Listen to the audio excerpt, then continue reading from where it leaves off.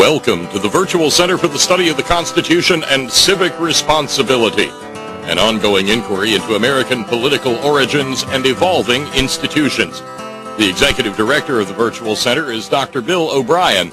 He's also your host for this ongoing conversation. Here he is now, Dr. Bill O'Brien. Thank you, Bob Kincaid, and welcome to another week in at the Virtual Center for the Study of the U.S. Constitution and Civic Responsibility. Excuse me. This is Bill O'Brien, and it is a pleasure to be with you. It is the 29th day of September.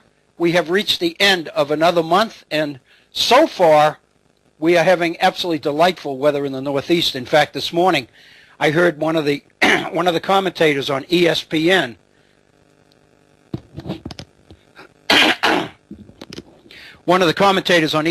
talking about what wonderful weather they were having in the Northeast.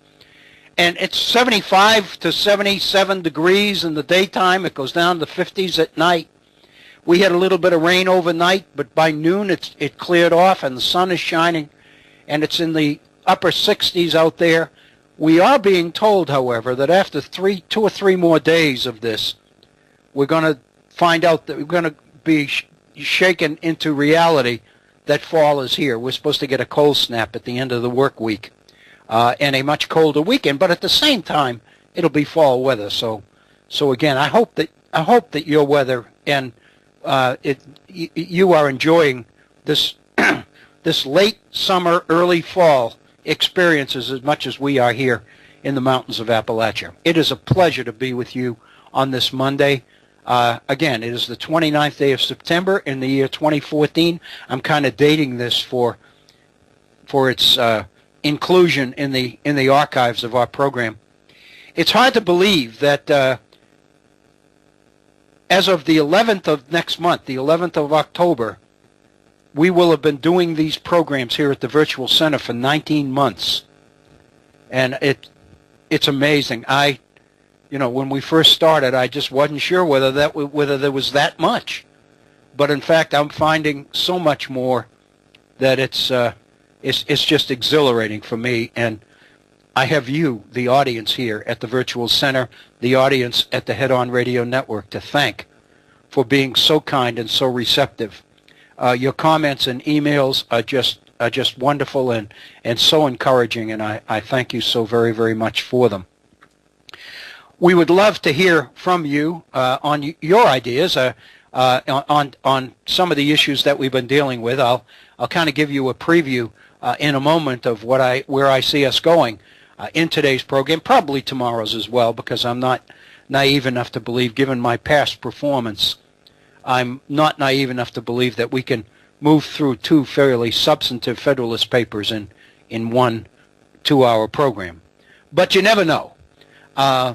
Anyway, the phone number for your participation in our program, we would love to hear from you. Not only would I, but the listeners, the other listeners as well, would love to hear from you and hear a different voice and hear a little bit of exchange and dialogue. I would love it, and I know our listeners would love it as well. Our phone number, excuse me, I'm jumping ahead of myself here.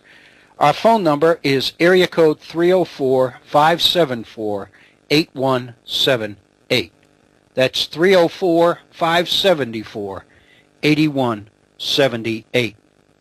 My email address, if you'd like to communicate directly with me on a one-on-one basis via email, I would love to hear from you. My email address is waobrien906@gmail.com. That's waobrien906@gmail.com.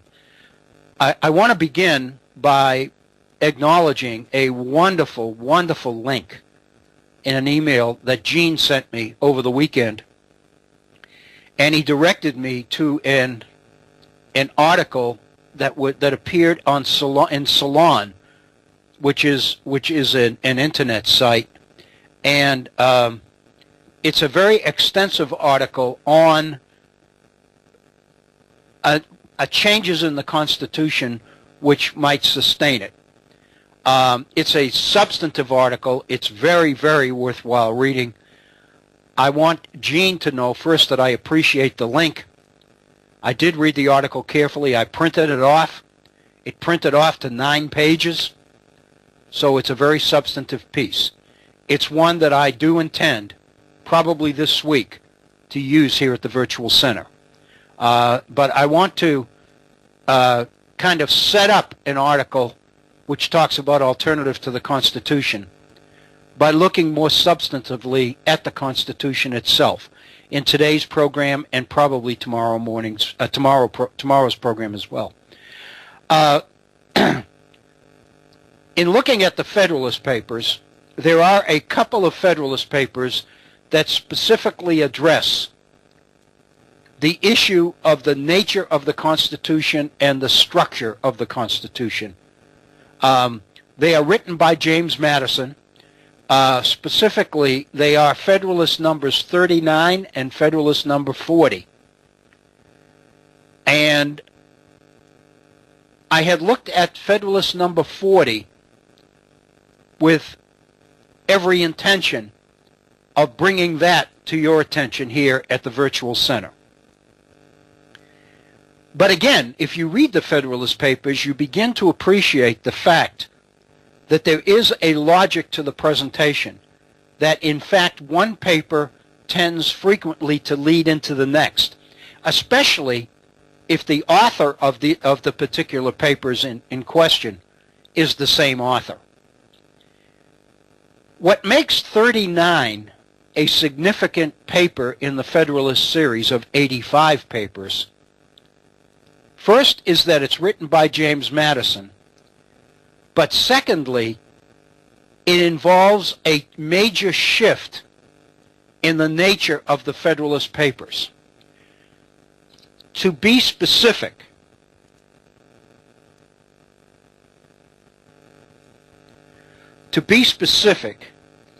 with number 39, Madison opens the paper by saying the following. He says, the last paper, 38, having concluded the observations which were meant to introduce a candid survey of the plan of government reported by the convention, we now proceed to the execution of that part of our undertaking.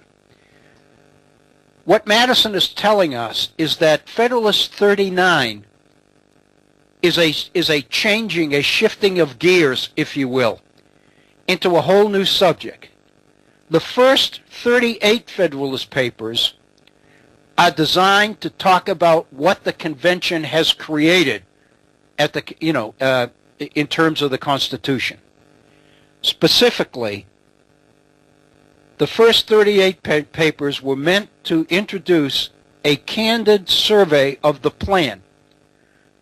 In those first 38 papers, John Jay at the very beginning, and then for the most part Hamilton, but very significantly Madison as well, have taken on the Constitution article by article, section by section, and they have really taken the readers through the document itself. Now, Madison announces at the beginning of Federalist 39 that he is about to undertake the very controversial issue of what this Constitution is really all about. We've looked at all the parts. In other words, we've been through the forest and we stopped at each of the trees and we've examined them in some detail. Now, let's stand back and look at the entire forest and draw some conclusions as to what we've really got in the Constitution of the United States. It's a significant change. And I would suggest to you it's a very, very revealing change. So if you are listening live, in real time, on your computer, you might want to minimize the audio so that you can continue to listen to the program, and bring up a copy of Federalist number 39. in your browser, whether it's Google, Chrome, or something else, all you need to do is type in Federalist number 39, and you will get a verbatim copy of that particular Federalist paper as posted by the Constitution Society. And then you can read right along with me. But I will tell you that this week I am meeting with some friends who have been through the summer working on a website for the Virtual Center. And I'm going to get my first exposure to it later this week, I believe Thursday. And one of the reasons I'm looking forward to that site is that by having it available to you, I'll be able to put particular Federalist papers and particular documents and citations up online so that by the time we begin to talk about them here at the Virtual Center, you will have had an opportunity to look at them and thereby to react to them, especially react to them in light of some of the things that I might say about them. And then I think the Virtual Center will begin to move much more into more of a dialogue than it'll be pretty much as we've been heretofore, the transmission of information. But at the same time, I am more than appreciative of the fact that for a lot of us, and I include myself in this stuff is news. I have spent the better part of my adult life, and I mean this, I went to graduate school when I was 30 years old. So I started to look in some depth at the Declaration of Independence, the Constitution of the United States, and all the rest of it in the late 1960s. And here I am in the year 2014 still getting excited about nuances, things that I'm finding in Federalist Papers that I didn't read before, or if I did read them, I didn't appreciate what it was I was reading. There's so much here. There's so much to focus on. There's so much to discuss. There's so much to bring to the attention of the American people. There's so much education to provide. It has reinvigorated me, and it has made me appreciate, unfortunately a little late in my professional life, but it has driven me to realize that this opportunity that the folks at the Head On Radio Network have given to us to come up with something like the Virtual Center and to actually begin to create a digital record of some of this material, a record that we've been able to accumulate over close to 19 months now. At some point in time, I believe, is going to prove very, very valuable.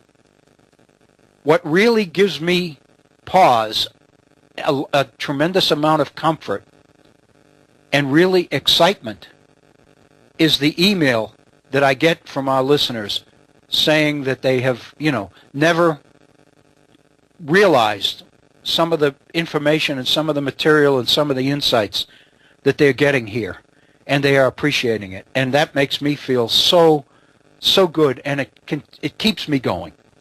And I just want you to know that I appreciate it. So today, what I would like to do is begin the process of looking at the Constitution the way that James Madison looks at it in 39 and again in 40. And as I mentioned, I was all over number 40. I think number 40 is an absolutely fantastic exercise, not only not in understanding the Constitution so much as in understanding James Madison and in understanding the whole idea of ratification as it was happening in 1788. But again, when you look at number 40, I just look for a second at the first sentence in 39. If you look at number 40, which I did first, Madison opens number 40 by saying, The second point to be examined is whether the convention were authorized to frame and propose this mixed constitution. So immediately I realized you can't really do 40 until you do 39, because 39 is obviously a continuation of 40. And in number 40, Madison is beginning by addressing the second point to be examined, which is whether the convention, the Constitutional Convention, overstepped its bounds. Whether, in fact, it even had the right to do what it did, which is to scrap the Articles of Confederation and replace it with a whole new political structure in the form of the Virginia Plan, which becomes the Constitution of the United States. So therefore, it's really necessary to go back to number 39. And in number 39, Madison tells us, as I mentioned a few moments ago, that 39 is the beginning of a new approach, or a new vision, a new perspective. That up until this point, we've been going through and explaining the ingredients, the details in the Constitution. Now we're going to look at what we've got. And specifically, he raises two questions. Obviously, the first question he's going to address in number 39. The second question he's going to address in number 40. So in Federalist 39, after the introductory sentence in which Madison announces that we're going to engage in a shift in gears here, we're going to be shifting from a survey of the plan of government to its execution. In other words, what we've got once we understand that Constitution. And then he says, the first question that offers itself is whether the general form and aspect of the government be strictly Republican. It is evident that no other form would be reconcilable with the genius of the people of America, with the fundamental principles of the Revolution, or with that honorable determination which animates every votary of freedom to rest all our political experiments on the capacity of mankind for self-government. So Madison says the very first question that we have to address now that we've completed the survey of the Constitution of the United States is whether in fact we have adhered to Republican government. Let me pause for a moment here, because this is important. What James Madison is saying here in number 39 is that the very first question that we need to address now that we've gone through the document is how closely it conforms to republicanism. Why should we care about that? Because it seems to me, this is obviously interpretive, but it seems to me that what Madison is saying, when he said the first question we have to address, what he's saying to us is the most important thing that we have to deal with right away is whether, in fact, we have retained the commitment of the American people to republicanism. The implication is, if we haven't, we've made a horrible mistake. So Madison's first issue, which is going to be number 39, is his effort to explain in what ways the Constitution retains or remains consistent with republicanism, and whether, in fact, in some places, it may have varied from that. And then he says,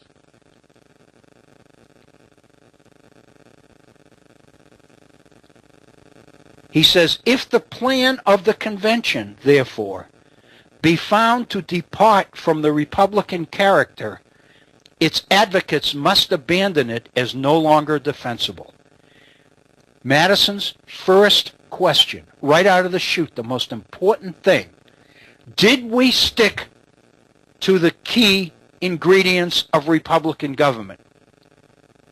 He says that's the only form that would be reconcilable with the genius of the American people.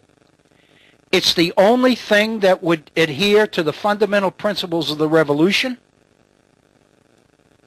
It's the only thing that is consistent with individual freedom and all of our efforts toward relying on the capacity of mankind for self-government. All of these things that mean so much to us: liberty, equality, freedom. The degree to which we are going to build our system on the consent of the governed, which is what the Declaration of Independence said, on reliance on the people's ability for self-government. We got to prove that we did that. Because, and he says in the next sentence, if we find that the plan of the convention departs from the Republican character, from republicanism, then we must abandon it as no longer defensible. So that's the first major question that Madison feels is the most important to address once we've gone through the document itself. And then number 40 is the second question that Madison feels it is vital to address right at the outset. And that is whether, in fact, the delegates at the Constitutional Convention had the power to do what they did, or did they overstep their bounds? So the two questions that Madison chooses to begin his examination of the Constitution as it applies in the real world are, first, is it Republican? And second, did we have the right to do it? Consequently, what I am asking you to accept for purposes of today's program, and probably tomorrow's as well, is that 39 and 40, in spite of the fact that not that many people emphasize these two Federalist Papers, the fact of the matter is 39 and 40 are critical to understanding the nature of the Constitution as addressed by the Federalists, by Publius, by James Madison, who, as we know,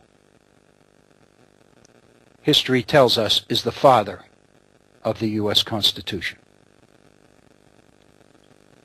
Now you're going to say, well, I hope that you're going to say, well, I'm kind of interested here.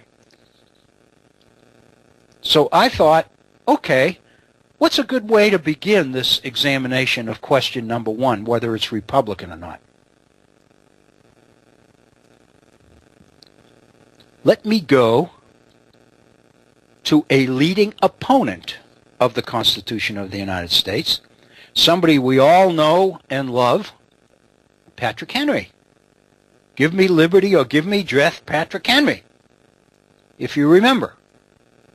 Let me just, as an aside, say, because I lived in Richmond, Virginia for 19 years, if you haven't had the opportunity to visit Richmond in the summertime and to attend at St. John's Church, which is right in downtown Richmond, the reenactment of the Give Me Liberty or Give Me Death speech, you haven't lived.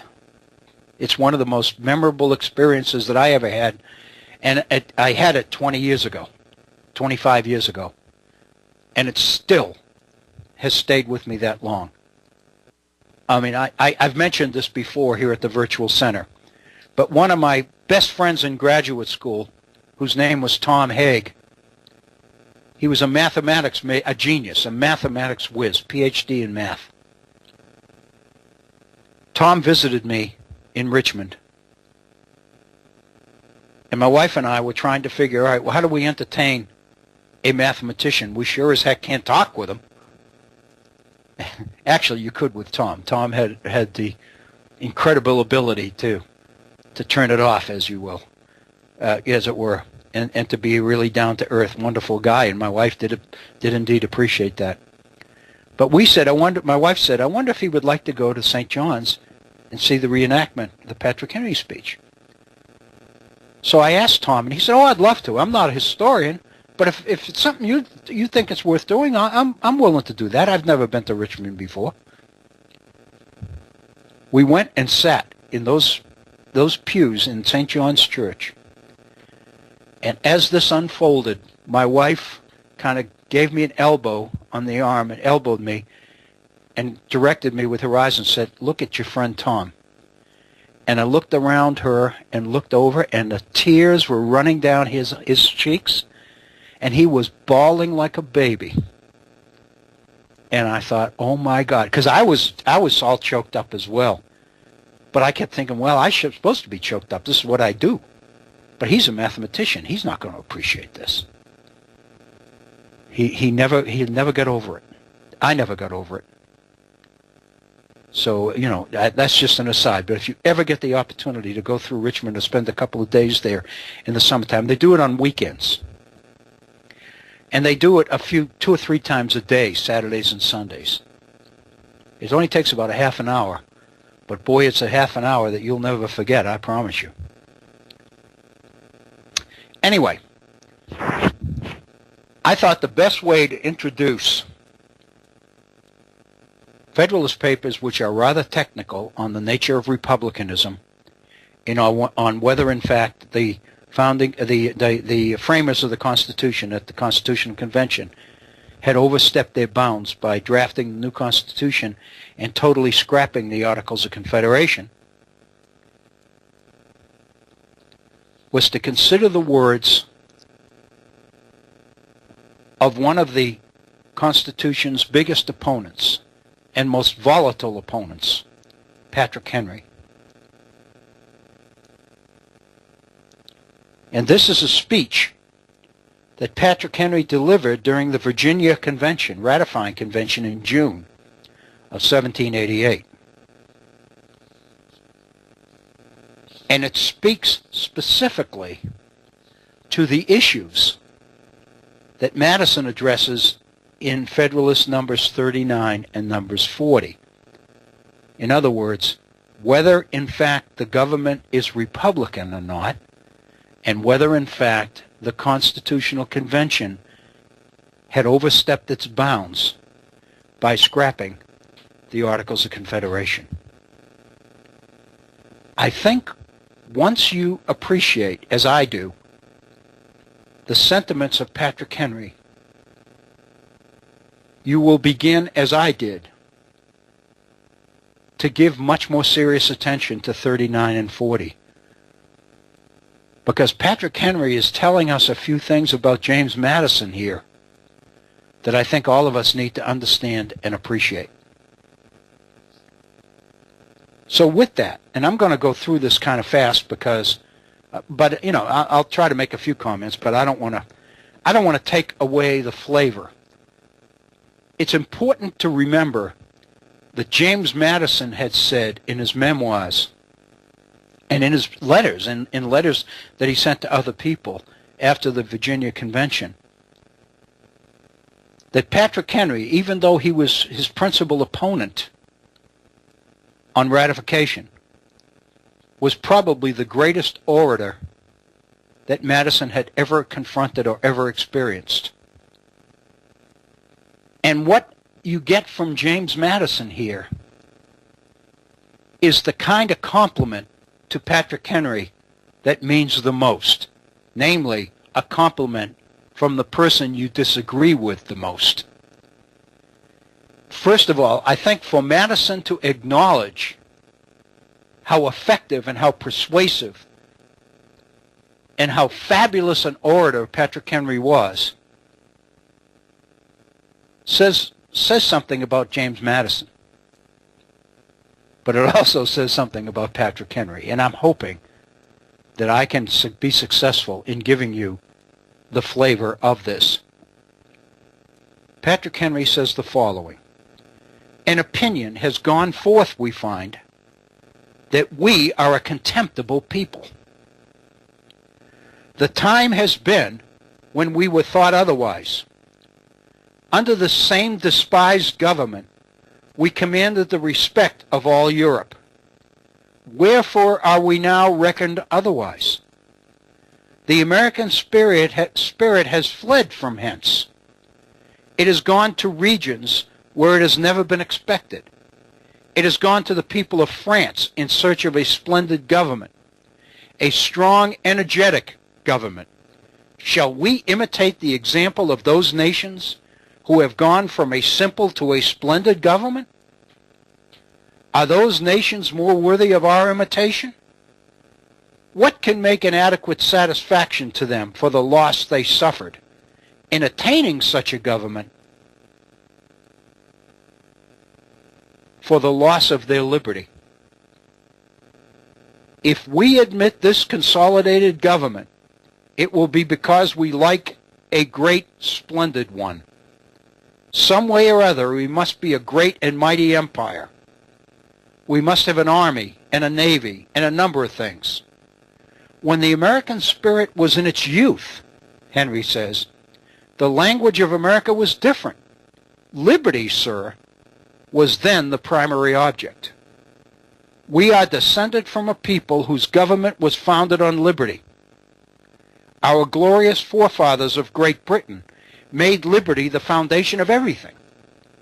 That country is become a great, mighty, and splendid nation, not because their government is strong and energetic, but, sir, because liberty is its direct end and foundation.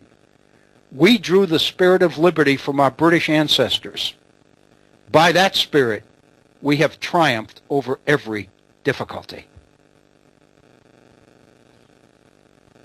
Patrick Henry is criticizing the supporters of the Constitution of the United States here, Madison probably most specifically, in ways which are really difficult to respond to, namely sarcasm.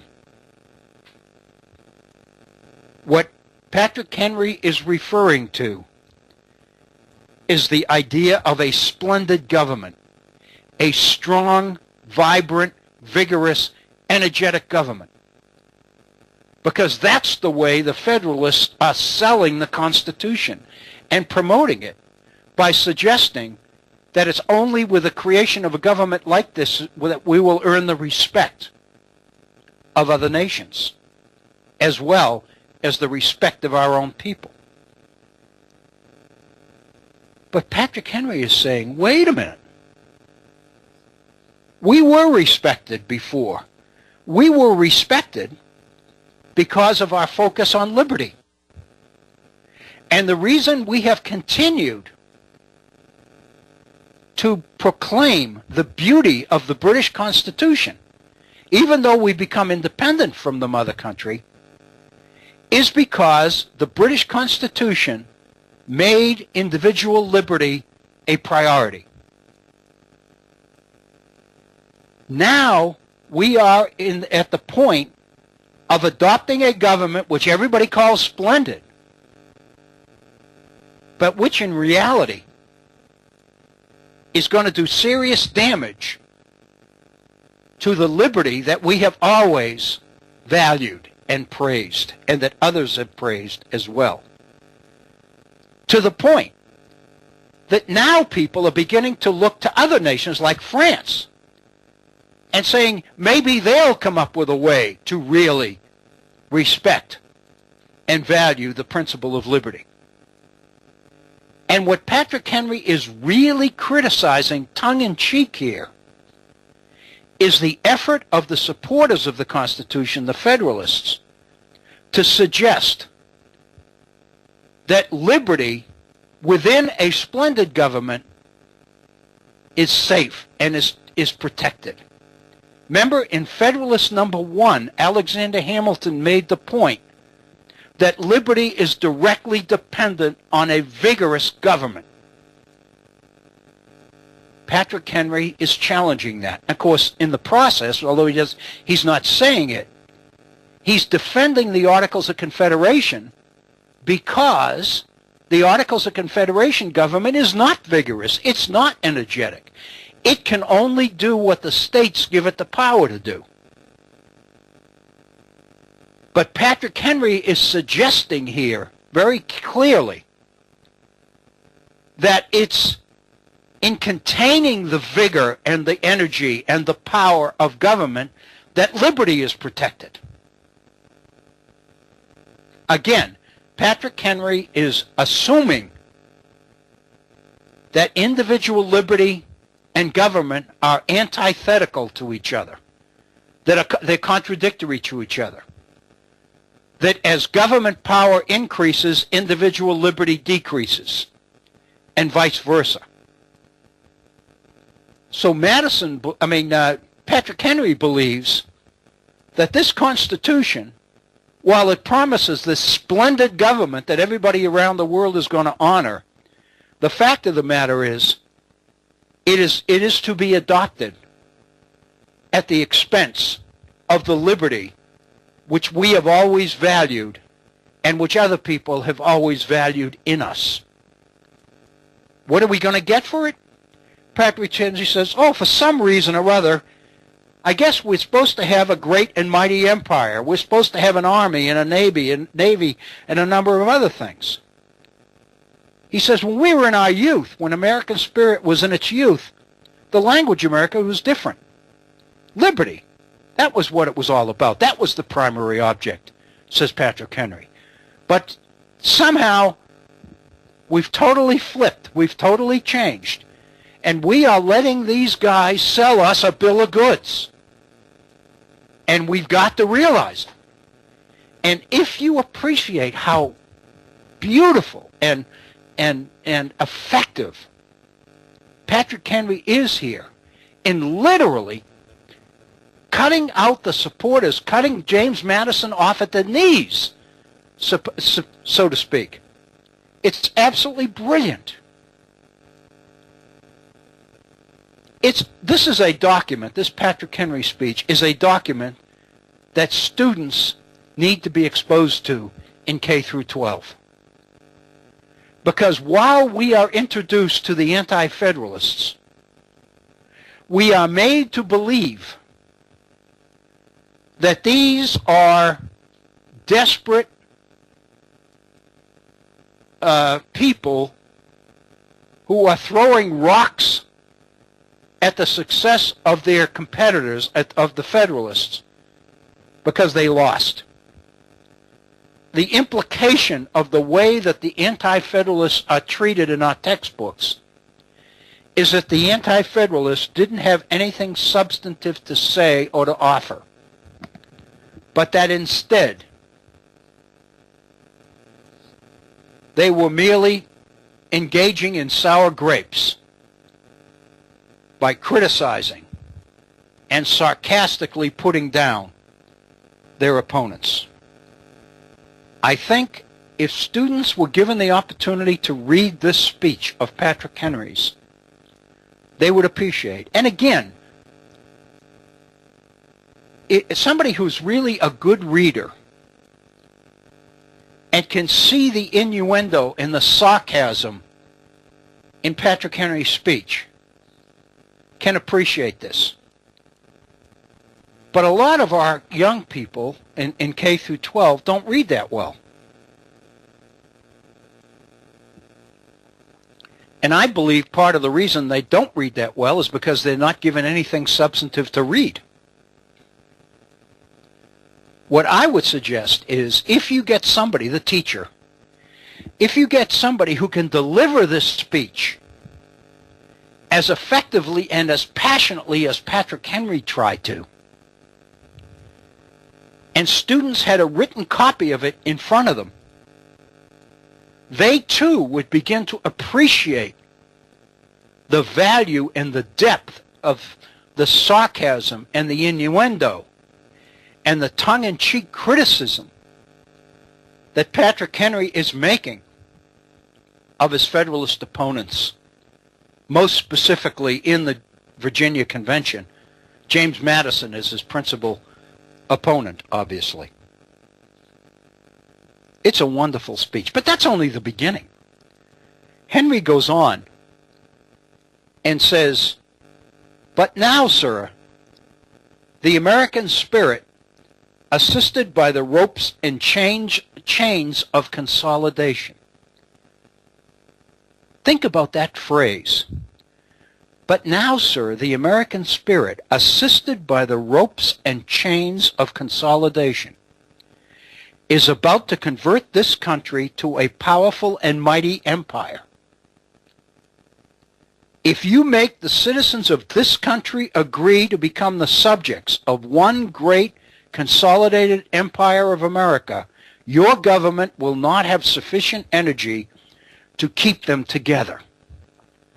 Here, Henry is hinting at the idea that Republican government must be small, that this nation is too large for Republican government to work, and that, as Montesquieu said, Republican government must be a small confined area in order to expedite the reciprocal relationship between the people and the elected representatives of the people. If elected representatives are going to honestly be able to represent the will of the people, they got to know what the people want, what the people need. So consequently, if you, this is Montesquieu, if you extend the republic to take in too wide an area, too many different people, too many different interests, you will make it impossible for the representative to know, let alone represent, the interests of his people, because there'll be so many competing interests within his constituency. And of course, we know from Federalist number 10, from Madison's Federalist number 10, that that's Madison's whole point with the Constitution, that by enlarging the sphere, you take in so many competing interests that no one can control the representative. Therefore, the representative ceases to be the follower, the agent of the people, and instead becomes the spokesman for the best interests of the people, the person who is able to define it. In other words, in the absence of the ability of the people to unite and define their own interest, the representative assumes the right to define that interest for them. And that's Madison's whole strategy. And Patrick Henry is beginning to get into it here by suggesting that this government, once we create it, will not have sufficient energy to keep the people together. In other words, this republic will break apart because Republican government can't work in this large an area. Henry goes on. Such a government is incompatible with the genius of republicanism. There will be no checks, no real balances in this government. What can avail your specious imaginary balances, your rope dancing, chain rattling, ridiculous, ideal checks and contrivances? Listen to that sentence. Talk about criticism of your opponent. What can avail your specious imaginary balances, your rope dancing, chain rattling, ridiculous, ideal checks and contrivances? But, sir, we are not feared by foreigners. We do not make nations tremble. Would this, sir, constitute happiness or secure liberty? I trust, sir, our political hemisphere will ever direct their operations to the security of those objects. Consider our situation, sir. Go to the poor man. Ask him what he does. He will inform you that he enjoys the fruits of his labor under his own fig tree with his wife and children around him in peace and security. Go to every other member of the society. You will find the same tranquil ease and content. You will find no alarm or disturbances. Why then tell us of dangers to terrify us into an adoption of this new government? And yet, who knows the dangers that this new system may produce? They are out of the sight of the common people. They cannot foresee latent consequences. I dread the operation of it on the middling and lower class of people. It is for them I fear the adoption of this system. Patrick Henry makes the most blatant, direct attack on the motives and the intent of Madison and the Federalist supporters of the Constitution in this speech that I've ever read. He's basically saying that you are frightening, you are setting out to scare the American people into adopting this system.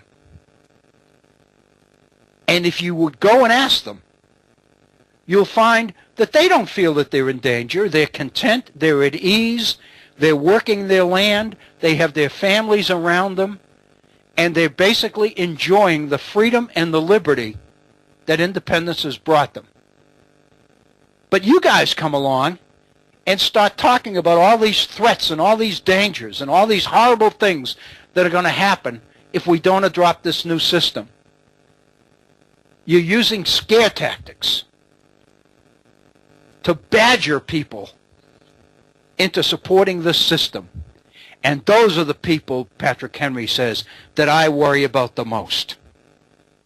Those are the ones for whom I dread the operation of this system.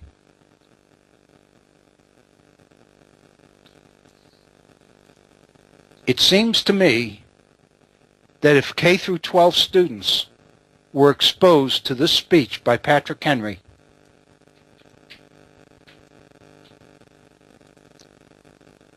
they would engage the strategies and the ingredients of the Constitutional Convention with much more serious attention,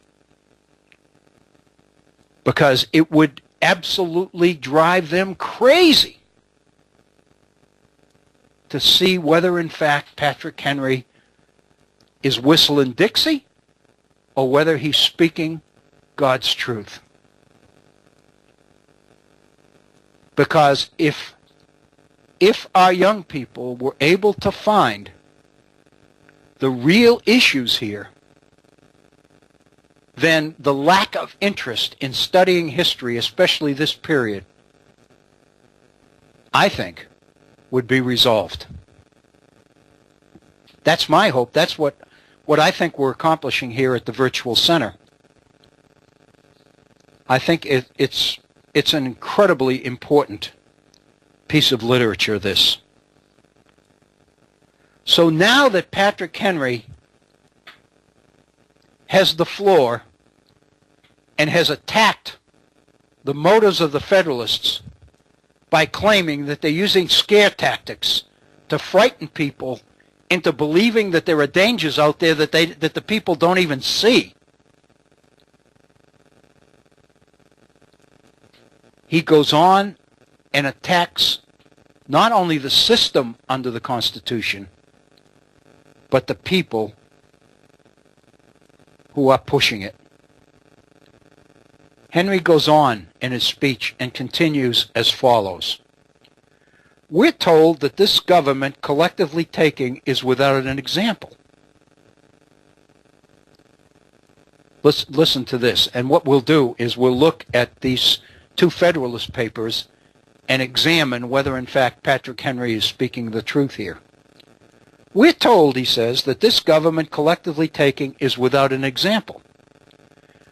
that it's national in this part and federal in that part, etc. We can be amused, we may be amused if we please, he says, by a treatise of political anatomy. In the brain, it is national. The stamina are federal. Some limbs are federal, others national. The senators are voted for by the state legislatures. So far, it's federal. Individuals choose the members of the first branch. Here, it's national. It is federal in conferring general powers, but national in retaining them. It is not to be supported by the states. The pockets of individuals are to be searched for its maintenance. What signifies it to me that you have the most curious anatomical description of it in its creation? To all the common purposes of legislation, it is a great consolidation of government. What Patrick Henry is doing here is criticizing the Federalist Papers. He is criticizing the proponents of the Constitution who are really doing a number on the citizens of America. Literally, what he is suggesting here is that the Federalists in the Federalist Papers are playing games. They're predicting disaster. They're talking about all these dangers that are going to happen if we don't adopt this system. And then when it comes time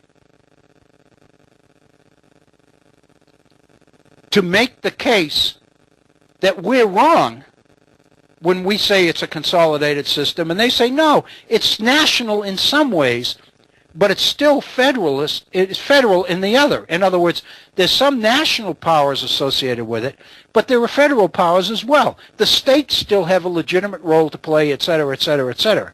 In other words, what Patrick Henry is pointing out is how duplicitous, how ambiguous, how vague, how running people around the flagpole the Federalists are in making their case.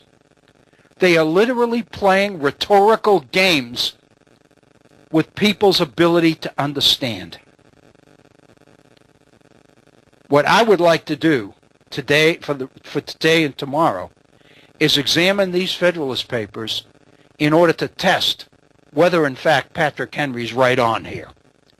I believe he is. In fact, I've got to tell you that what led me to this Patrick Henry speech was the fact that when I read these Federalist Papers, I was prepared to say the very same things about Madison's logic, the reasoning that Madison uses in these papers to suggest that he's playing games with our heads here. He's not explaining anything. He's performing a little bit of rhetorical wizardry. I think it's duplicitous, but on the other hand, given Madison's objective of getting this Constitution ratified, to him, the ends justify the means. Whatever you have to do to get people to vote for this system is legitimate. I think we need to understand and appreciate that. So after Patrick Henry goes through his little ditty about in this ways it's national, in that ways it's federalist, in the stamina it's federal, the limbs are federal, others are national, the senators are voted by state legislatures, that's federal, individuals choose the members of the Congress, the House of Representatives, there it's national. It's federal in conferring general powers, but national in retaining them. And Patrick Henry is saying basically, let's stand back and look at this darn thing and try to get our arms around it and figure out what it is we've got.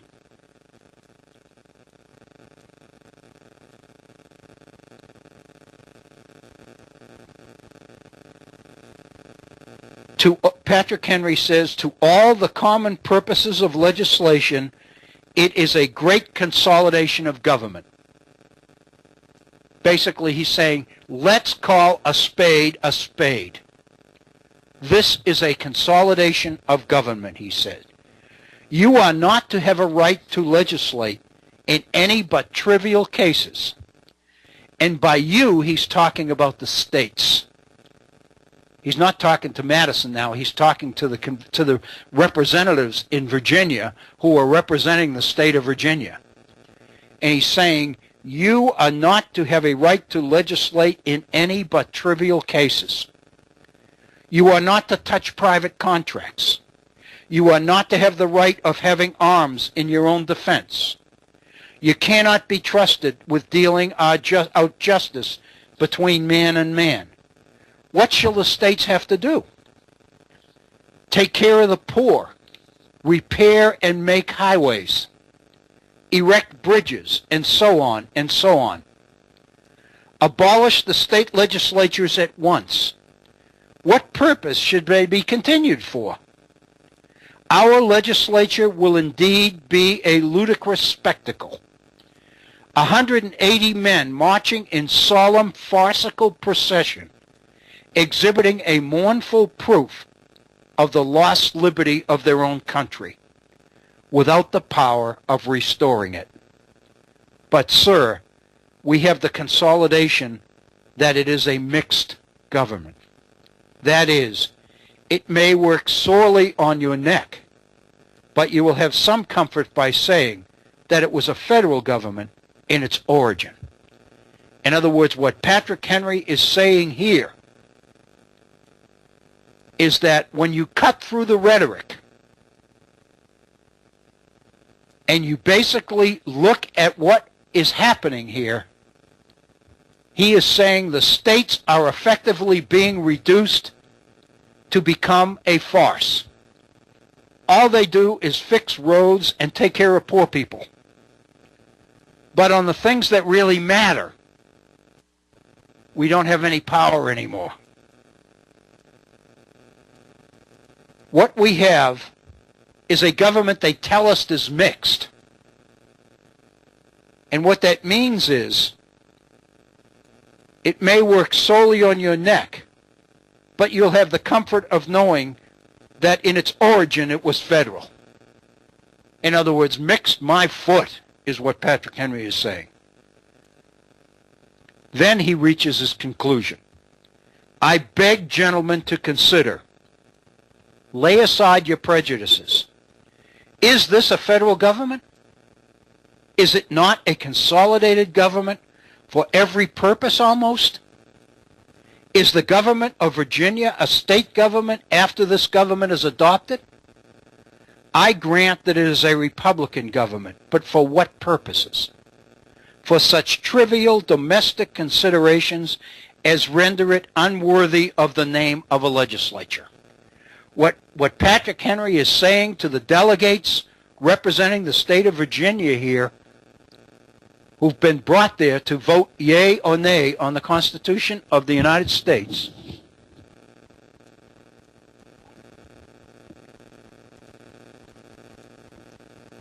what Patrick Henry is saying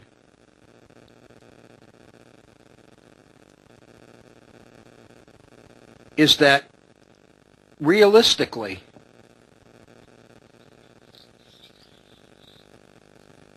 the state is being reduced to becoming almost a farce. It is going to be reduced to such trivial domestic considerations that it will be unworthy of even of the name of a legislature. Now he's going back to Madison, and he doesn't mention him by name. He just refers to him as he. And he says the state governments, says he, will possess greater advantages than the general government, and will consequently prevail. His opinion and mine are diametrically opposite. Bring forth the federal allurements and compare them with the poor, contemptible things that the state legislature can bring forth. On the part of the state legislatures, there are justices of peace and militia officers. And even these justices and officers are bound by oath in favor of the Constitution. A constable is the only man who's not obliged to swear paramount allegiance to this beloved Congress. On the other hand, there are rich, fat federal emoluments. Your rich, snug, fine, fat federal offices.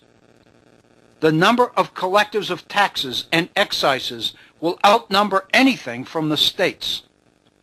Who can cope with the excise men and tax men? There are none in this country that can cope with this class of men alone. But, sir, is this the only danger? Would to heaven that it were. If we are to ask which will last the longest, the state or the general government, you must take an army and a navy into account. Lay these things together and add to the enumeration the superior abilities of those who manage the general government. Can then the state government look it in the face? You dare not look it in the face now, when it is but an embryo. The influence of this government will be such that you never can get amendments. For if you propose alterations, you will affront them. Let the honorable gentleman consider all these things and say whether the state governments will last as long as the federal government. So saith Patrick Henry. I would suggest to you that an appreciation of that speech, an appreciation of the contents of that speech, of the sarcasm and innuendo in that speech, as well as the substance of that speech, suggests that if people have read that speech, they would look at the Federalist Papers in a totally different way than they will look at them as explained by Alexander Hamilton in Federalist Number 1. This is what we're going to do. We're going to explain the system. We're going to take you through it part by part, section by section, article by article. We're going to explain what it is, and then we're going to explain how it works, and we're going to address all the concerns of those people who are opposed to it, recognizing, of course, that the people who are opposed to it have their own private agendas. They're prominent people in the states who are afraid to lose their prominence if this new government is adopted. That's the way the Federalists tell us to read the Federalist Papers. Here is Patrick Henry suggesting this is what the Federalist Papers say. Let's deal with it realistically. I'd like to do that. We have just passed the top of the first hour of today's program here at the Virtual Center. I'd like to pause and take a 5-minute break, then come back and begin to look at Madison's Federalist Papers, specifically 39 and 40, with this in mind. To what extent is Patrick Henry on target with his criticism of the Federalist efforts to promote the Constitution of the United States? Is he right when he says that they're trying to scare us into adopting this thing by conjuring up dangers and threats that aren't even there? We don't even see them. Henry says, just go and talk to the people. Ask them what their life is like day to day. They'll tell you. They're working their farm. They got their families around them. They're free. They never see government. It doesn't bother them. They're very content and very happy. Why are you guys doing this? Is what Patrick Henry seems to be saying. So I think now we have the context for looking at the Federalist Papers much more critically. And with that in mind, I'd like to look in our second hour today at Federalist number 39, at least begin it, and then tomorrow finish with 39 and 40. So that by the end of this week, on Wednesday, we can begin to pull together and draw some conclusions as to what we believe the story of ratification is all about. I think that this is very important. I think it gives us an understanding of our history that is so important and so missing on the part of so many of our citizens. But first, we will pause. We're at 5 minutes after the hour. In the East, it's 5 minutes after 2 in the afternoon on this Monday, the 29th day of September in the year 2014. We'll pause and take a 5-minute break, and we'll be right back with more from the Virtual Center. Please stay tuned. Thank you, Bob Kincaid, and welcome to our second hour here at the Virtual Center on this Monday. It is the 29th day of September in the year 2014. If you are just joining us, welcome to the Virtual Center for the study of the U.S. Constitution and civic responsibility.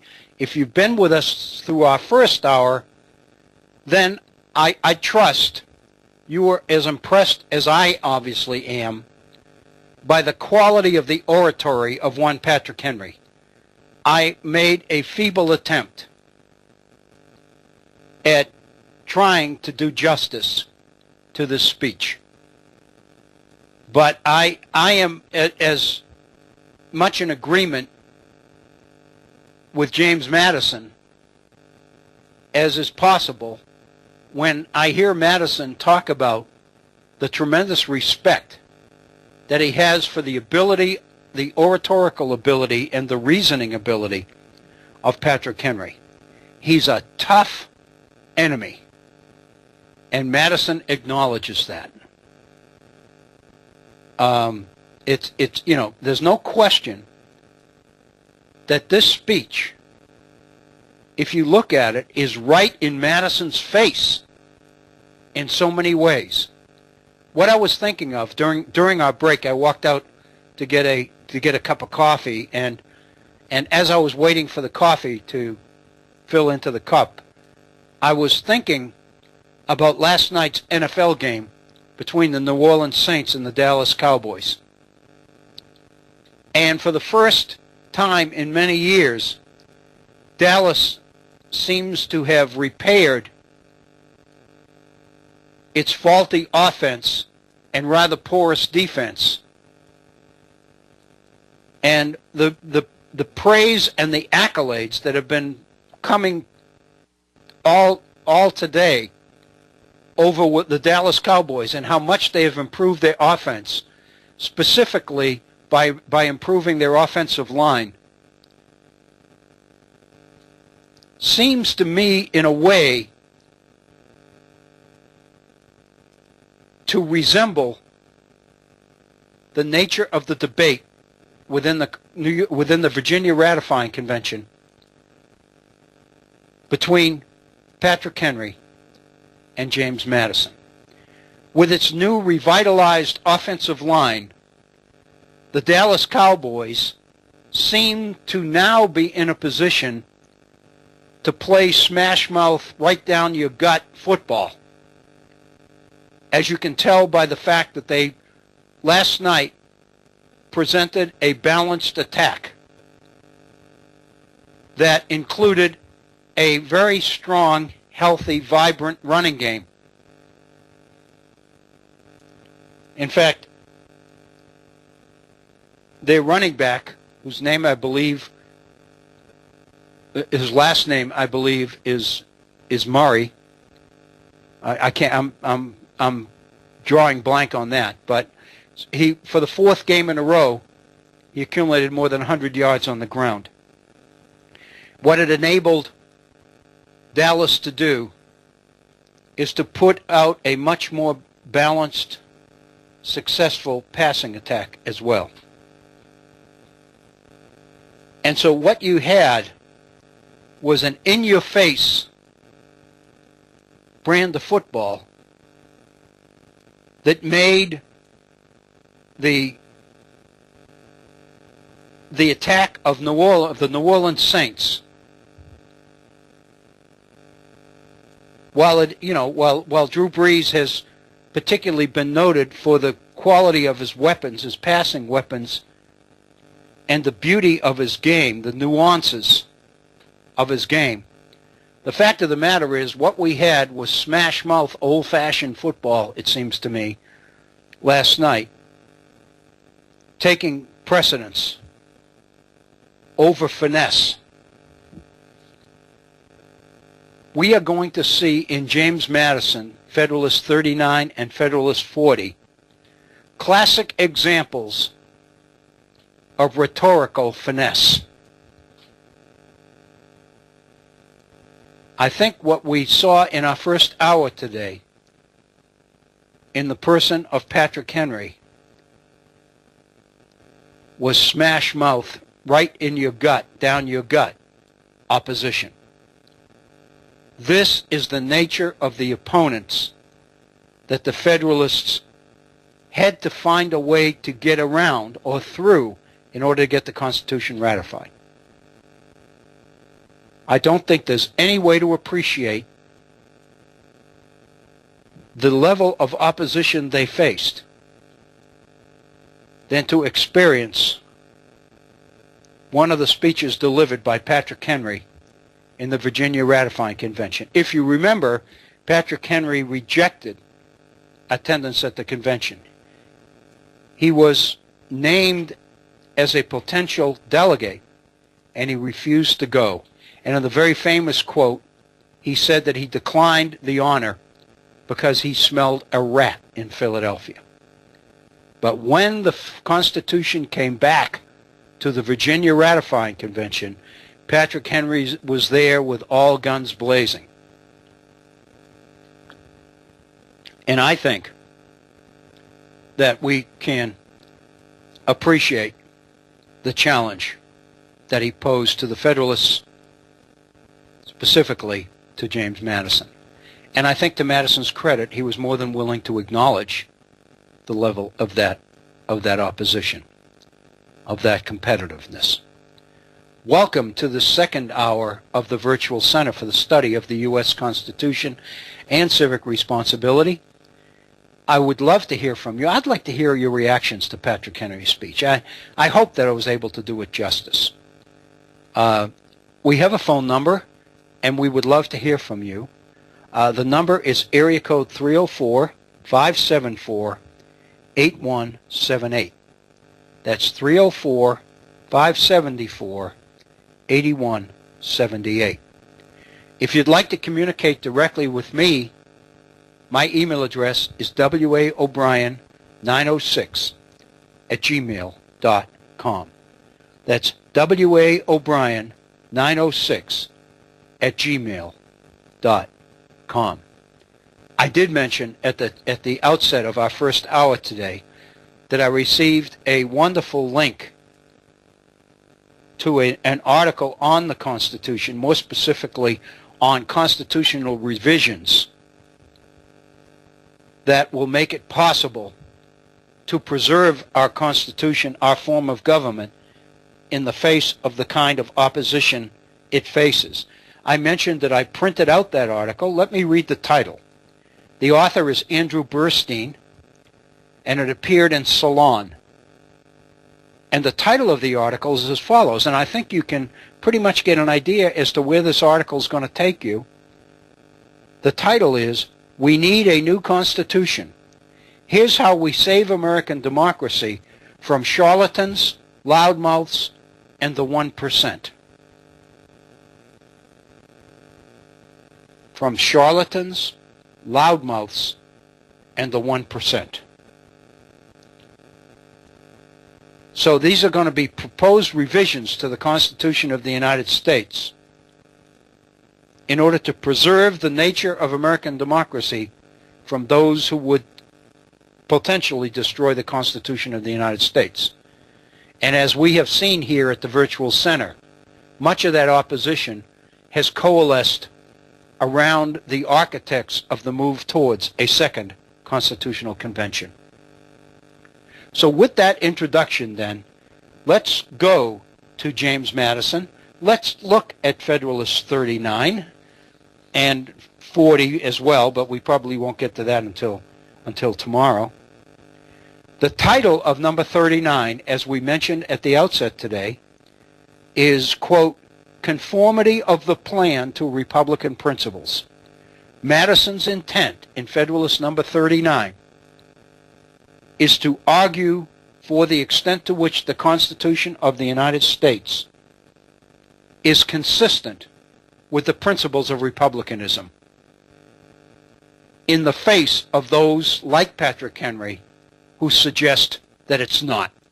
Patrick Henry said, if you remember, that Republican government can't function in an area this large. The Union's going to fall apart unless the government is strong enough to prevent it. And in that case, we're going to have the kind of government that's going to be detrimental to all of our liberties and freedoms. But as Patrick Henry sarcastically claimed, we'll have a splendid government. In other words, it'll be a government we can be proud of because it'll be so strong. But as he suggests, that's not what we want.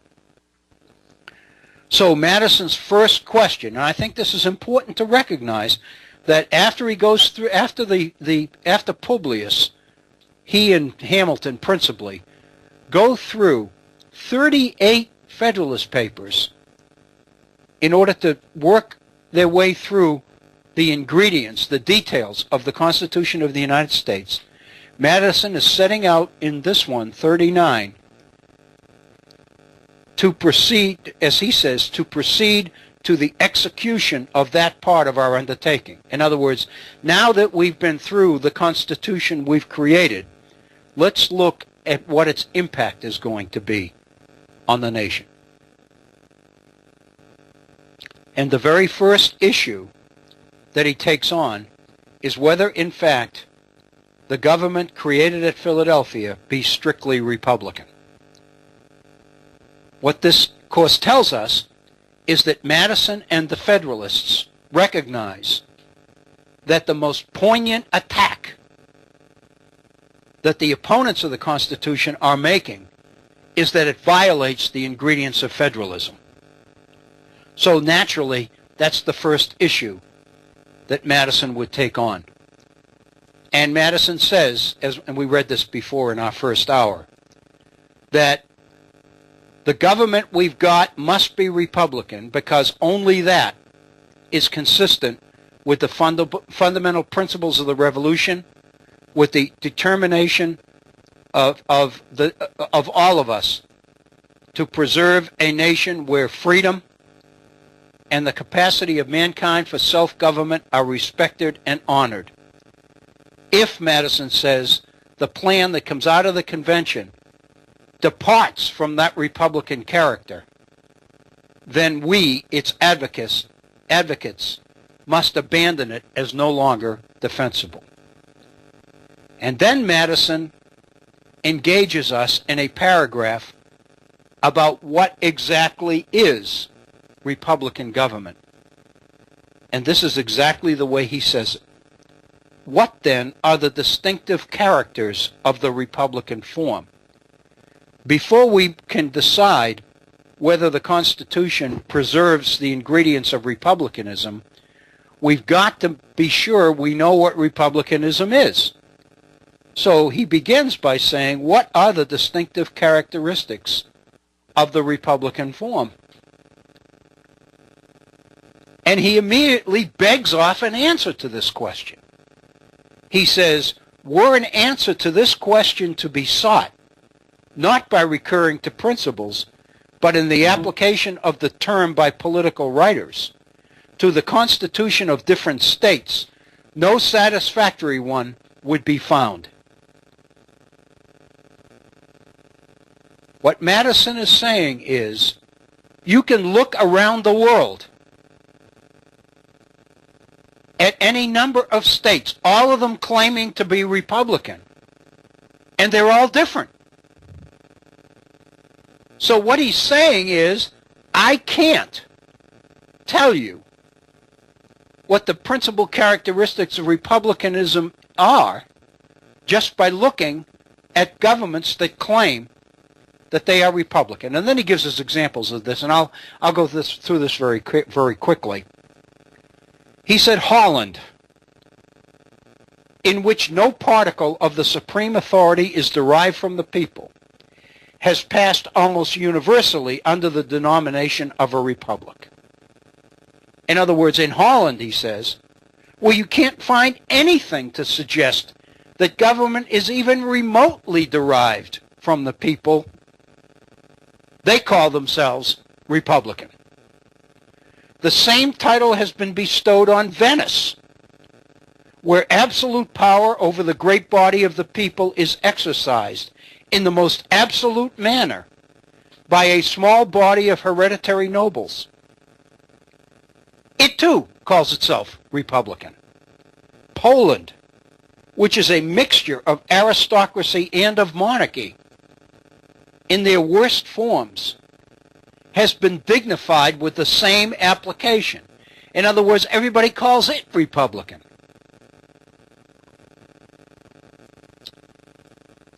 The government of England, which has one Republican branch only, combined with an hereditary aristocracy and monarchy, has with equal impropriety been frequently placed on the list of republics. In England, the only Republican part of the government is the House of Commons. The House of Lords is an aristocracy. It's there to protect aristocrats. The king is still the king. It's a monarchy. So here's a government where only 1/3 of it is Republican in form, yet everybody calls it a republic. So Madison concludes, these examples, which are nearly as dissimilar to each other as to a genuine republic, show the extreme inaccuracy with which the term has been used in political disquisitions. So what Madison is saying is our opponents who challenge the Constitution by saying that it violates the ingredients of republicanism can't even tell us what those ingredients are. Because you look around the world and you see all of these governments that don't even resemble anything close to popular government, and yet everybody calls them, they claim, to be republics. So then Madison goes on, and he says, if we resort for a criterion to the different principles on which different forms of government are established, we may define a republic to be, or at least may bestow that name on, a government which derives all its powers directly or indirectly from the great body of the people, and is administered by persons holding their offices during pleasure, for a limited period, or during good behavior. This is Madison's definition of Republican government. It is absolutely essential that we understand it and that we do the best we can to make sense of it. Madison said, if we resort to the principles on which different forms of government are established, we can define a republic as follows. A government which derives all its powers, directly or indirectly, from the great body of the people, and is administered by persons holding their offices during pleasure, for a limited period, or during good behavior. In other words, it's administered by people who are elected, who hold their office for a limited amount of time, and are chosen by the people to do it. It is essential to such a government, Madison says, that it be derived from the great body of the society, not from an inconsiderable proportion or a favored class of it. This is critical. Madison says, it is a government that derives its power all of its power from the people, but not just part of the people, all of the people. Madison says that it is essential, and in the original newspaper printing of Federalist number 39, the word essential is in italics. Madison is emphasizing this as being really essential, that it be derived from the great body of the society, not from an inconsiderable proportion or a favored class of it. Otherwise, a handful of tyrannical nobles exercising their oppressions by a delegation of their powers might aspire to the rank of republicans and claim for their government the honorable title of republic. In other words, what distinguishes a republic, Madison says, is that it derives its power from all the people, not just from a particular group, not just from one constituency, one group, the wealthy, the powerful, or whatever. Because if you allow that to happen, then you allow a group of aristocrats, tyrannical nobles, he calls them, to claim that they're Republicans because they control the government, and because they elect it, they call it a republic. But it's answerable to them, not to all the people, so Madison said it's not a republic. Already, I think you can begin to tell how confusing Federalist number 39 is becoming. So far, we can understand Madison, but his topic is extremely confusing. His topic is confusing. He's doing the best he can to explain it. But let me, in anticipation of what's coming, let me make one point here. Madison covers all of his bases by saying a government which derives all of its powers from the great body of the people, directly or indirectly. That covers everything. In other words, if the people are involved in any part of the process of electing their leaders, it constitutes a republic to Madison.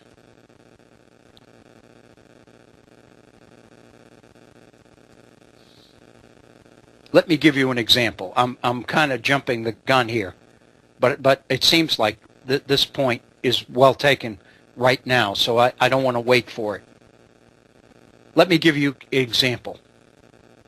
In the Constitution of the United States, the people elect the House of Representatives. In other words, one branch of the bicameral legislature in our national Constitution, the House of Representatives, is elected directly by the people. But the Senate is chosen by the legislatures of each of the states. That exists in the Constitution until a constitutional amendment makes it possible for the people to directly elect U.S. senators as well. This is part of the progressive reform movement of the early 20th century under the ideas of Theodore Roosevelt and Woodrow Wilson. And you may recall that returning the selection of the Senate to state legislatures is one of the reforms of the right wing in their efforts to promote a second constitutional convention. This is one of the so-called Liberty Amendments, is to return the selection of members of the United States Senate from the voters to the state legislatures. And of course, you must add the fact these are state legislatures which these particular individuals control. These are state legislatures which over the last 5 or 6 years have fallen increasingly under control of Republicans. They have elected Republican governors and they have elected Republican legislatures. West Virginia, the state that I'm living in right now, after more than 100 years of being Democrat, is projected to be going Republican this fall. The Democrats currently maintain a 5-member majority in the state legislature, and it is anticipated that because of the anti-Obama rhetoric of outside Republican money pouring into the state of West Virginia from organizations like Americans for Prosperity, which is bankrolled by the Koch brothers, that West Virginia's voters will probably turn control of the legislature over to Republicans this coming November. 26 states have already done that.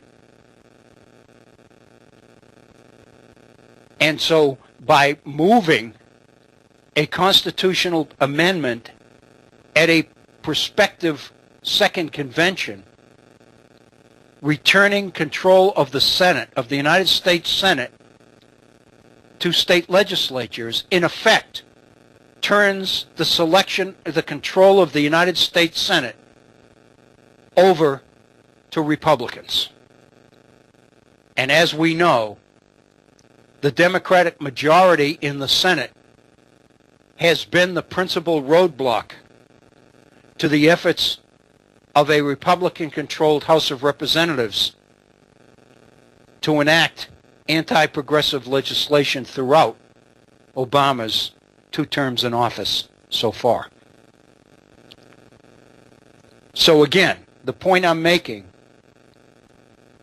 is that what Madison is saying is, in order to qualify as a republic, government's power must be derived from all the people, from the great body of the people.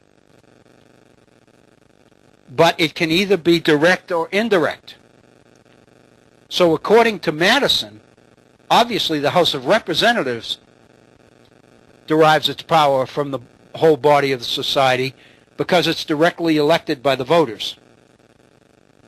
But as we know, the Senate is chosen by state legislatures. But as far as Madison's concerned, that qualifies as being indirectly selected by the voters, because the voters control the elections to the state legislatures, and the legislature selects the senators to the United States Senate. The same thing is true with the president. We know that the Constitutional Convention refused to allow the people to directly elect the President of the United States. One member of the convention made the statement that to give the people the power to choose the president is like asking a blind man to pick the prettiest colors. The people, obviously, according to the majority of the convention, the people are incapable of choosing wisely in the selection of a president. Therefore, they came up with an indirect way to choose the president, namely the Electoral College. The people don't directly elect the president. The people elect a body which will cast that state's vote for president in the Electoral College. But according to Madison, even though it's indirect participation on the part of the people, it still constitutes a republic. He's defined it that way. he has covered his bases. He has very cleverly defined republicanism in ways that become possible for him to fit the Constitution in under that definition. He even, in this paper, even makes the point that the members of the Supreme Court that are appointed for life are indirectly chosen by the people because the people indirectly choose the president who appoints the members of the court whose decisions are approved with the advice and consent of the Senate, which is appointed by state legislatures elected by the people. Let me stop here a moment. Think about the logic. If you could follow what I just said, think about the logic of what we are saying here. Tell me, is it any wonder that we have the only government in the history of the world where large numbers of our own citizens flunk courses in how it works? We have a government which people can't understand how it works. Now we know why. Listen to Madison. This is so convoluted, is so confusing, is so internally constructed to be confusing that there's no way in the world that the average person could understand how it's supposed to function. And I got to add, even if they cared, and they don't, because it seems to go on irrespective of who the people are. Think of Watergate. Think of the impeachment of the president, the impeachment of half the administration, the jailing of the vice president, Spiro Agnew. In other words, the entire upper echelon of the government of the United States in the 1970s was going to jail. And people read about it in the newspapers on their way to work in the morning.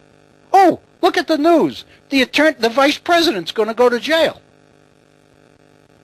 And the system continues to function. I suggest to you that this speaks to the brilliance of the creations of James Madison. I don't think that it's possible to appreciate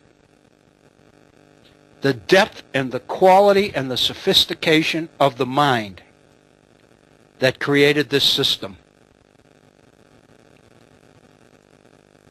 It is a system that people, average people, are not supposed to understand. How can, in God's world, could you possibly understand the logic of this paper? I've just begun.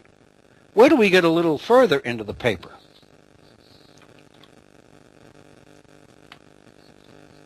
Madison says, in his continuance,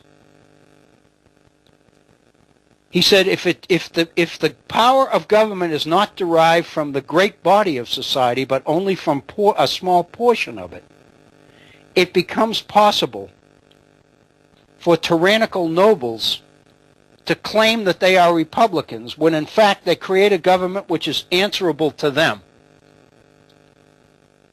So we've got to avoid that.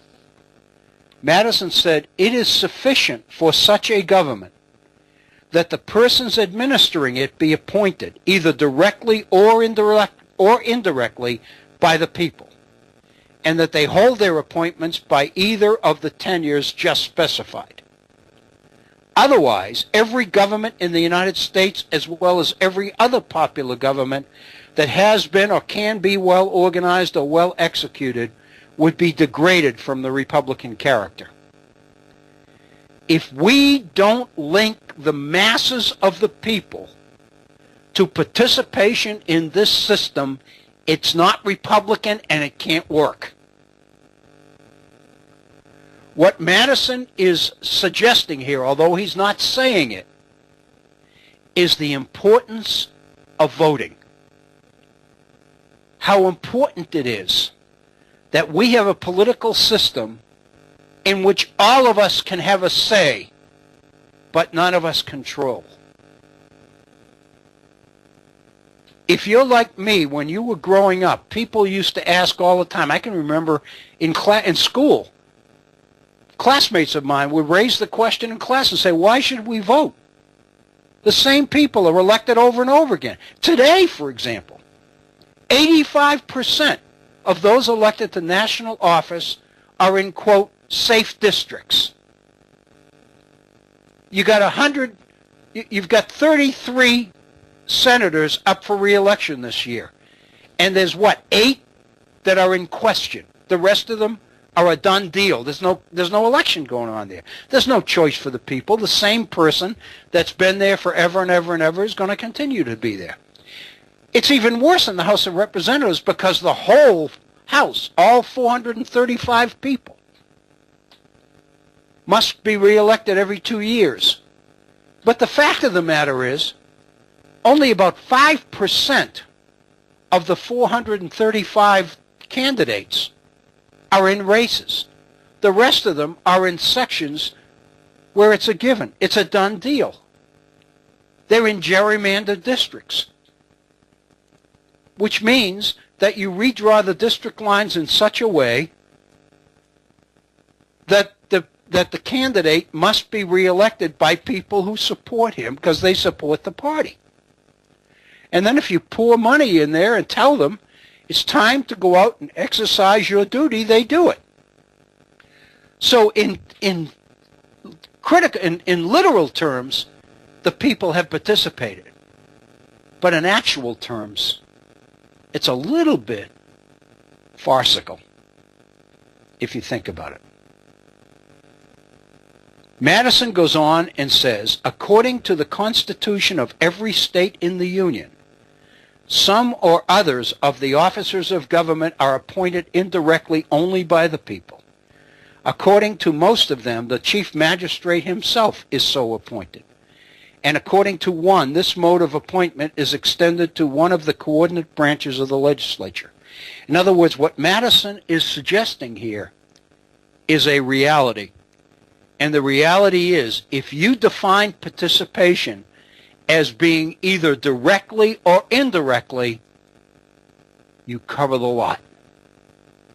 It qualifies as Republican when in fact it's automatic.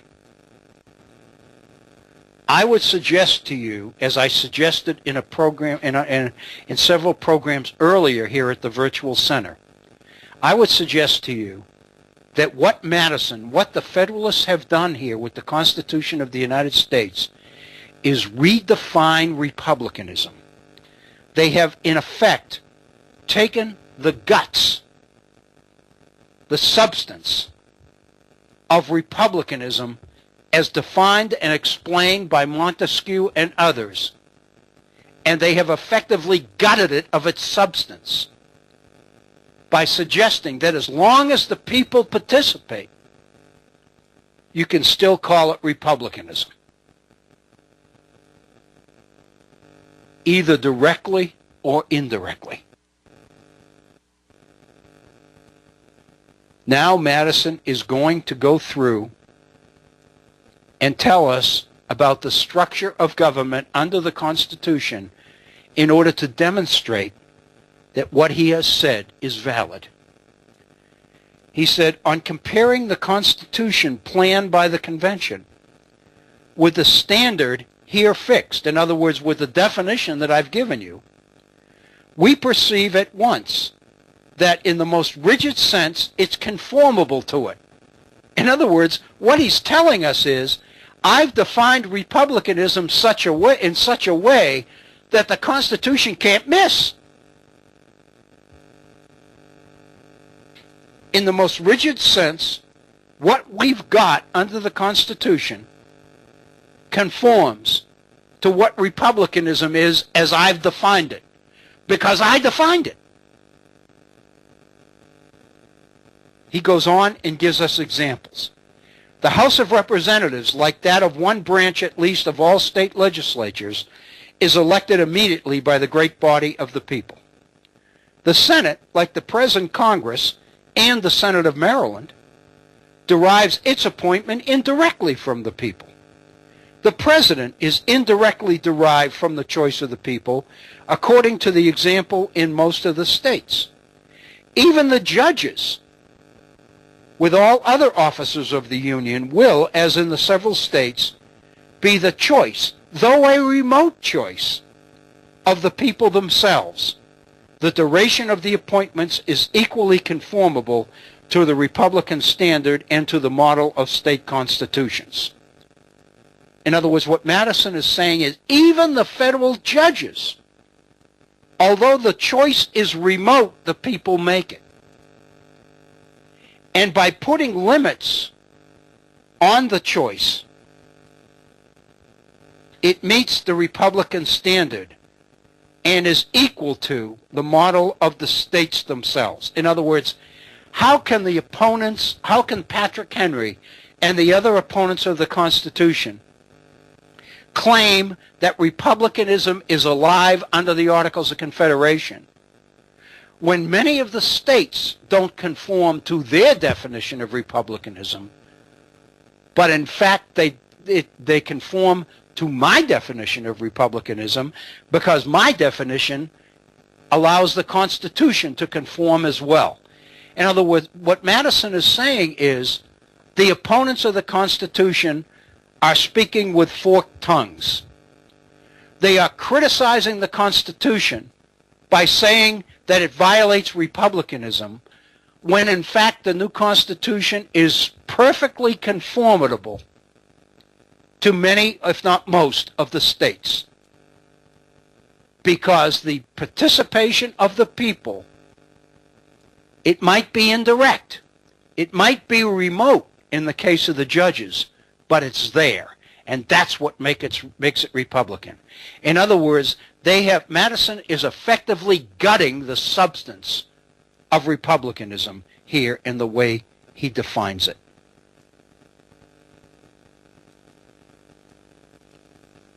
Madison said the House of Representatives is periodically elective, as in all the states, for the period of 2 years, as in the state of South Carolina. The Senate is elected for a period of 6 years, which is but 1 year more than the period of the Senate of Maryland, but 2 more than that of the Senates of New York and Virginia.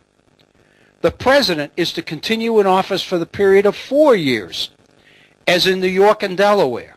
The Chief Magistrate is elected for 3 years, and in South Carolina for 2 years. In the other states, the election is annual. In several of the states, however, no constitutional provision is made for the impeachment of the Chief Magistrate. And in Delaware and Virginia, he's not impeachable until he's out of office. The President of the United States is impeachable at any time during his continuation in office. What is Madison saying? He's saying the Constitution not only conforms to what the states are doing, actually it goes further in the direction of republicanism by giving the people the opportunity, indirectly, to impeach the president. The states don't do that. You can't impeach a governor, is what Madison is saying. So in effect, in the face of complaints by the opponents of the Constitution that the Constitution violates republicanism, Madison has effectively shown that the Constitution is in fact consistent with what many of the states are doing. It even goes further than what the states do in the area of appointments. So Madison has effectively countered, refuted the criticism of Patrick Henry and the other anti-federalists that the Constitution violates republicanism. I ask you, we only have about 3 minutes left in our program today. It's 54 minutes after the hour. So let me ask you, how do you feel about Madison's success in refuting the criticism of anti-federalists? Are you comfortable with the fact that Madison has defended the Constitution as being consistent with republicanism? Are you comfortable with the fact that in order to do that, Madison had to define republicanism for himself in ways that were vague enough and flexible enough to conform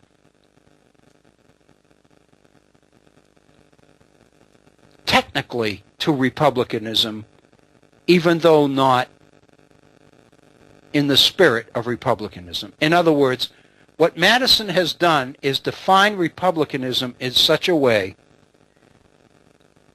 that it meets the letter of the law. It's consistent technically with republicanism. But if one looks at the spirit of the law, it's not there. Madison has become so general and so flexible in his definition of republicanism as to say that if the people are involved in the selection of those that govern them in any way, even remotely, it's enough to qualify as Republican, as long as all the people are allowed to participate in the process, not just a small number. Think to the paper that Madison's going to write in 1829, in which he is going to support legislation to extend the suffrage to householders and the heads of families. Madison is totally consistent with the definition of republicanism that he has created here. In effect, he is extending the right to vote to more and more people. But in effect, the right to vote means less and less in terms of substance. It's not meaningful, because even though the people are allowed to participate in the process, their participation does not in any way give them the right to control the people that they elect. Federalist number 10, Federalist number 51. So in effect, what Madison has done is come up with a workable definition of republicanism that successfully meets the criticism of those who claim that the Constitution violates the principles of republicanism. But in order to do it, I believe that he has successfully gutted the very essence of Republican government, which constitutes the people's right to control and instruct those they elect. That, under this system, is impossible. I would suggest to you, in my own view of ethics and morality, I would have to say that Madison has engaged here in what I would call a Pyrrhic victory. He's won the war, but I'm not too sure. He's won the battle, but I'm not too sure where he stands on the war itself. Remember, his goal is to do whatever is necessary to get the Constitution ratified. So for him, this is a strategic game. It's a very important game, and the stakes are very high. but for him, it's a game nonetheless. Therefore, whatever he needs to do to win it is okay. It's 59 minutes after the hour. This is Bill O'Brien. Thank you, inviting you to tune in tomorrow, 1/2 hour later, 1:30 in the East, for the Virtual Center for the Study of the Constitution. Thank you.